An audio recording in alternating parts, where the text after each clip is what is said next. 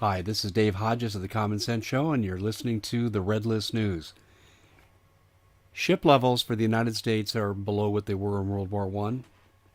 Troop levels have now gone to pre-World War II levels, where we were woefully unprepared to fight a war, much less two. And Donald Trump inherits a military in total disarray. Not that the leadership that Obama didn't manage to fire with the 300 executive officers he fired, not that that didn't do damage, it did. But our military leadership is still solid. Our weapon systems need updating. Our F-35 program is an absolute disaster.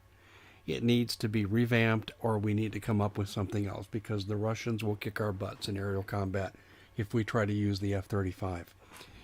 We are a country that can fight to some degree a local war against third world countries. We can't take on the likes of China and Russia.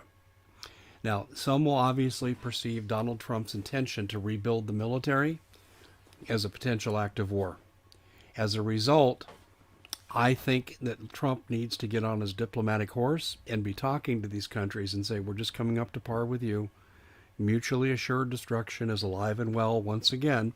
And he needs to sell, Russia and China on this, but then we also need to enter into some good economic partnerships with them. Of course, with China, it's going to be more difficult because I know Trump is going to attack that $700 billion annual deficit, trade deficit. It's crazy. So Trump really has his work cut out for him, but his heart is in the right place. We need a strong military. There's one other factor that we need to consider as well. I wrote an article on the Common Sense Show Saturday, January the 28th. And I talked about Red Dawn taking a big step forward. Putin is basically aligned Central and South America against the United States. I went through all the military alliances.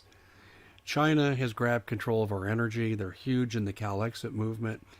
And if California is successful in breaking away from the U.S. or at least entering a state of rebellion, the Chinese will have an open safe harbor for its troops. They're already there with Cinta, the company that manages all the solar energy farms that you see throughout the Mojave Desert. But we're in very dire straits. The United States has never been at more risk for being invaded since the War of 1812. And we need to take great care that we are militarized to the point where if we can't conduct a world war on every continent, at least we need to be able to defend our own territorial boundaries and work upwards from there. So I salute Donald Trump for this worthy endeavor.